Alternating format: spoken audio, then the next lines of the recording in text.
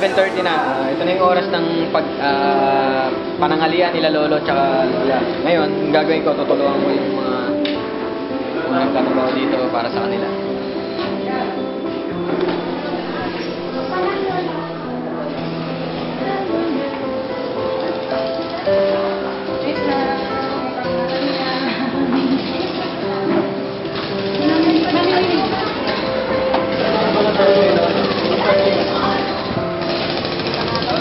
Ay, may mga pangalan sila. May mga kanya-kanyang place sila eh.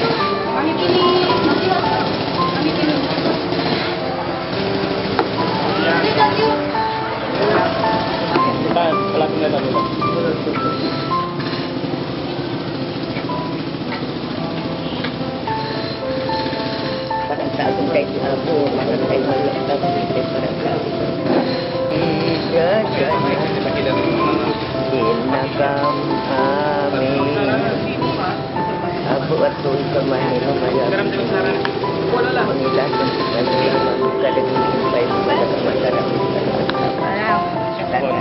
Huwag ka lola.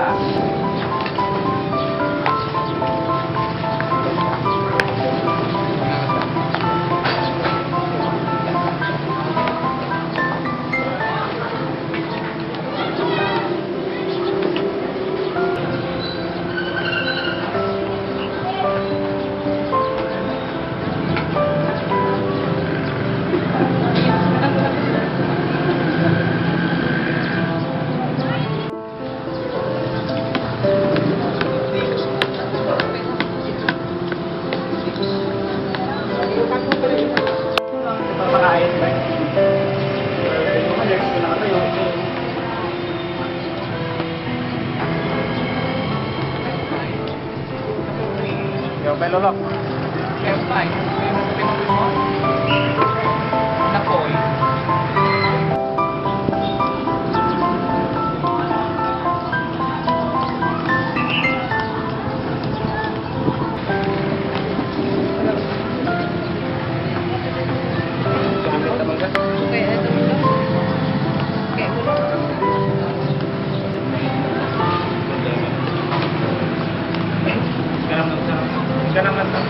Dabasong dito sa kuanam lo.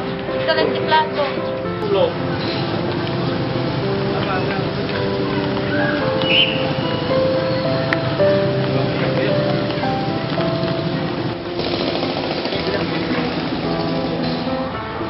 Tapos na kumain sila lolo tsaka sila lola. Naisip ko lang paano kung wala yung balay taripato?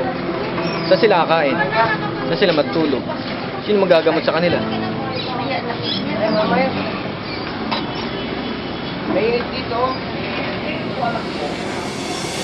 Ako si Pining Paras, Estefania Paras na. Pinanganak ako sa November 12, 1925. I am from San Gonzalo, Labrador, Pangasinan. Nakapunta ako rito kasi sa hirap ng buhay, pinabayaan ako, hindi nila ako inaruga.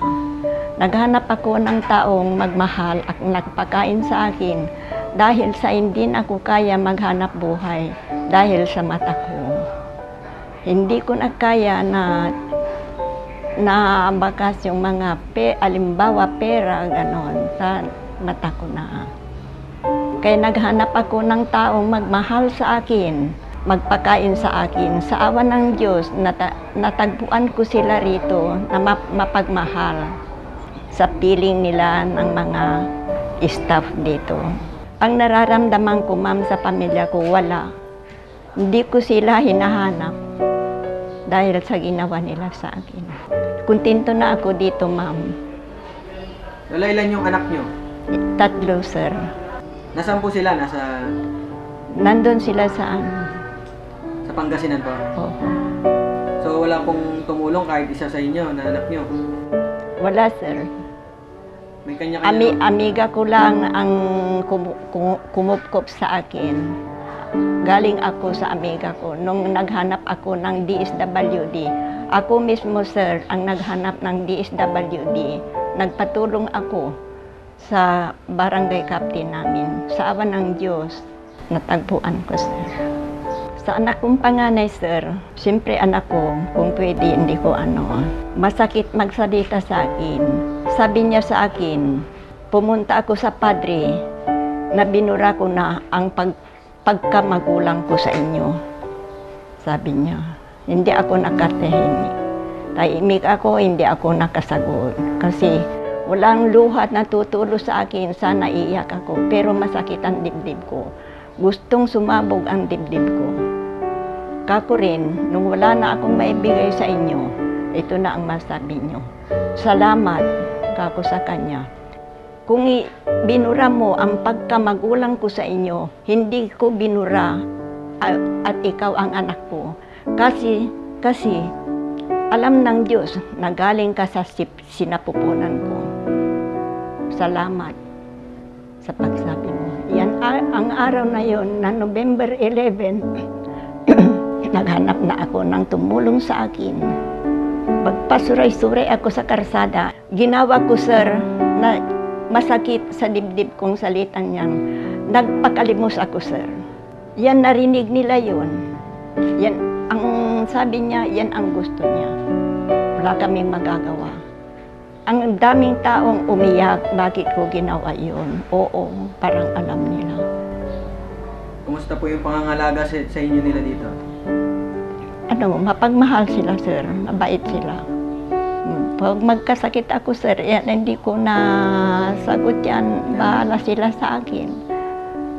Pag nagkakasakit ka, Lola, hinahanap mo ba yung mga anak mo? Hindi, sir. Hindi ko sila na masakit ang salita nila sa akin. Ano pag dumarating yung Pasko, Lola, hindi mo ba sila namimiss? Hindi, sir. Hindi. Mga maraming dumaan na Pasko, Lola. Dito na kayo lagi. Nandito na kayo. Oo, sir. Hindi mo nakakapiling yung mga anak mo? Hindi, sir. Hindi. Gusto ko na rito pag gusto nila ako. Pero nandito ako, sila ma'am, ayaw nila sa akin. Wala akong magagawa, sir. Siyempre, kung anong gusto nila sa akin, yan ang masusunod. Kaya nakikiusap ako na sana maski dito na ako mamatay.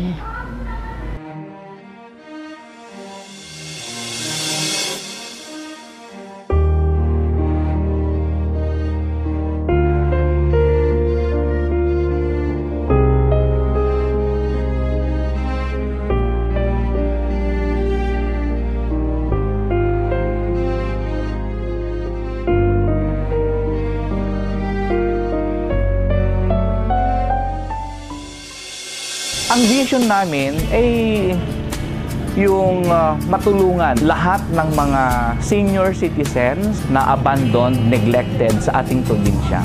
At the same time, gusto natin na yung mga pamilya ng mga matatandang ito ay pagtibayin or kailangan i-observe din nila yung pagiging nating close family ties. No? Parang nawawala na kasi yon. So yun yung isa rin naming activity. So yung mga pamilya ng mga matatanda na nandito, pagka bumibisita sila, nagbibigay tayo ng counseling or advices sa mga pamilya. Hindi habang buhay ay gusto natin na dito sila. As much as possible, gusto natin silang maibalik din sa kanilang mga pamilya. Mission natin, siyempre maraming mga activities, iba't ibang mga pangangailangan ng mga matatandang ito. Marami tayong mga activities katulad ng spiritual. So once a while, merong nangyayaring mass dito kasi hindi naman namin sila pwedeng dalhin sa simbahan. Kaya ni-invite namin yung pari na pumupunta rito. At marami na rin mga religious organizations na pumupunta na nagba-Bible sharing. At meron tayong gardening activities na kung saan yung participation ng mga matatanda ay naobserbahan din. Tinitingnan din natin yung kanilang health. Pag may karamdaman, binibigyan natin ng mga gamot. As much as possible, ang gusto natin ay walang matanda na naiiwang mag-isa or inaabandonan ng mga pamilya.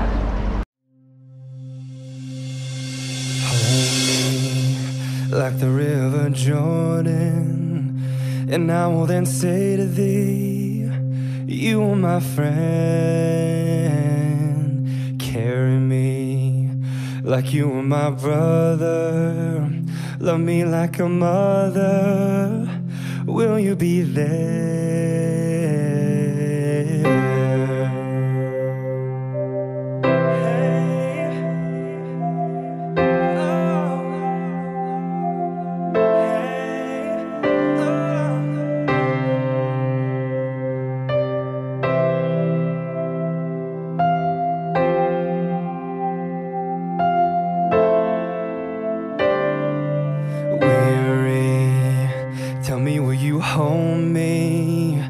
When wrong, will you scold me? When lost, will you find me? But they told me a man should be faithful and walk when not able, and fight till the end, but I'm only human.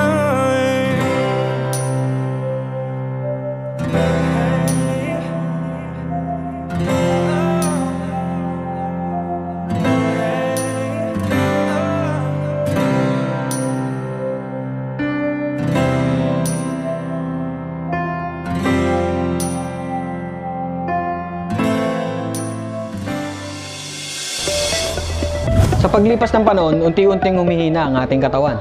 Sana lang sa pagsapit ko sa mga panahong iyon, ay meron din akong gabay, pangunawa, at kalinga din akong matatamo. Life is short, ika nga, kaya't sa bawat pagandar ng oras, sana'y may pakita natin kila lolo at lola ang ating pagmamahal. Iba't ibang kwento ng buhay, iba't ibang paniniwala, iba't ibang aral ang hatid sa bawat isa. At sa bawat pagsikat at paglubog ng araw, pag-asa ang dala. Ako si Mark, hanggang sa muli.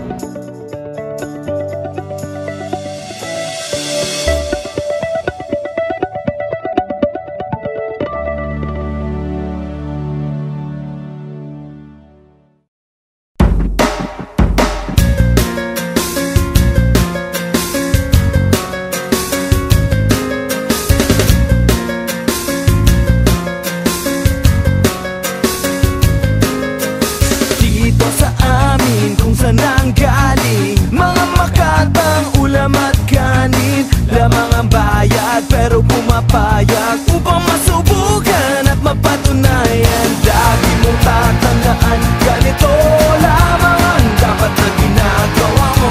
Huwag mong palalampasin ang pagkakataon. Kailangan pupukin ang bako para bumaon.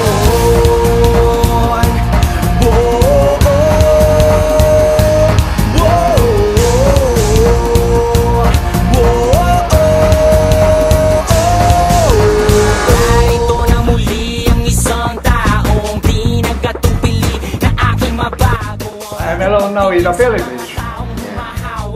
Mikropono kahit maputi kay